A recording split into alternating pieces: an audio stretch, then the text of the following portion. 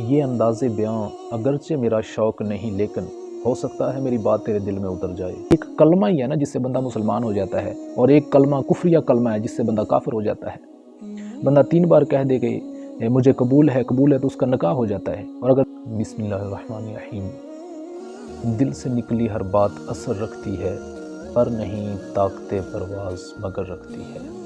Doctor Iqbal رحمۃ اللہ علیہ آپ نے فرمایا کہ دل سے نکلی ہوئی بات کا اثر ہوتا ہے۔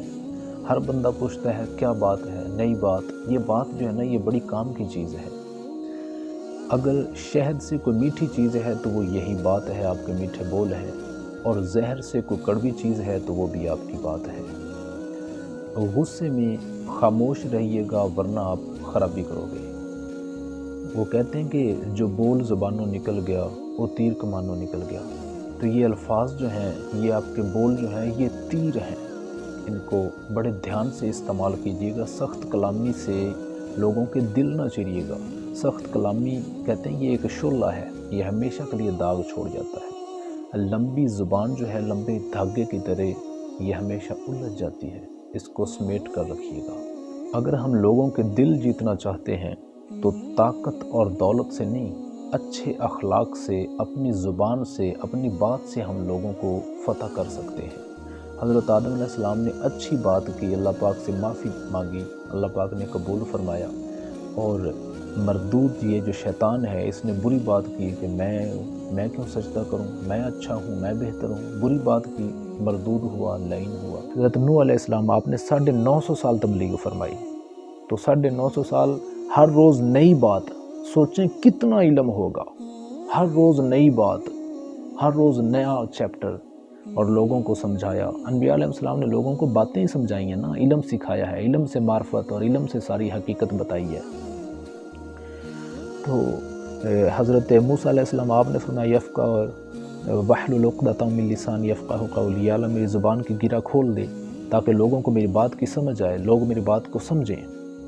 تو اس کا مطلب یہ ہے کہ بات جو ہے یہ عام سی بات نہیں ہے، یہ بڑی خاص چیز ہے۔ ایک کلمہ ہی ہے نا جس سے بندہ مسلمان ہو جاتا ہے، اور ایک کلمہ کفریہ کلمہ ہے جس سے بندہ کافر ہو جاتا ہے۔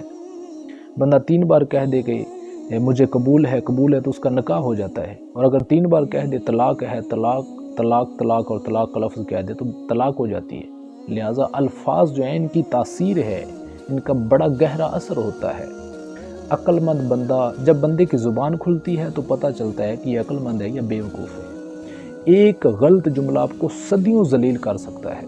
ایک مرد جو ہے وہ ایک بات کرتا ہے تو پوری زندگی لگا دیتا ہے اس پہ پہرا دیتے ہوئے، اور جو بات کر کے پھر گئے تو باقی کیا بچا، نہ مردوں کی فہرست میں نہ ہی وہ مستور۔ کچھ لوگ تو مرد جو ہے نا وہ بات سے ہے، بات کا پکا ہے، تو جو بات کر کے پھر جائے نہ وہ مرد ہے نہ وہ عورت ہے، اس کو کیا کہیں۔ دھوکے باز جو ہیں اپنی باتوں سے لوگوں کو دھوکہ دیتے ہیں، ان کا بزنس ہی یہی ہے، ان کے پاس صرف ایک ہی ٹیکنیک ہے کہ وہ لوگوں کو باتوں میں ورگلا دیتے ہیں، دھوکہ دیتے ہیں۔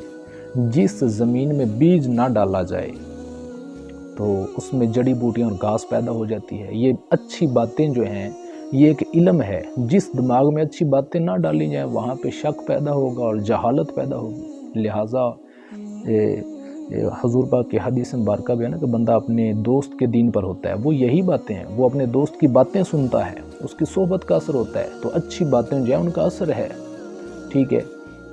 مولانا الیاس عطاری آپ نے فرمایا کہ جس بندے کو یہ گر مل جائے کہ کہاں کیا بولنا ہے تو وہ بندہ کامیاب ہو گیا۔ یہ چھوٹی سی بات نہیں ہے، بندہ اپنی زبان کو سنبھال کر رکھے۔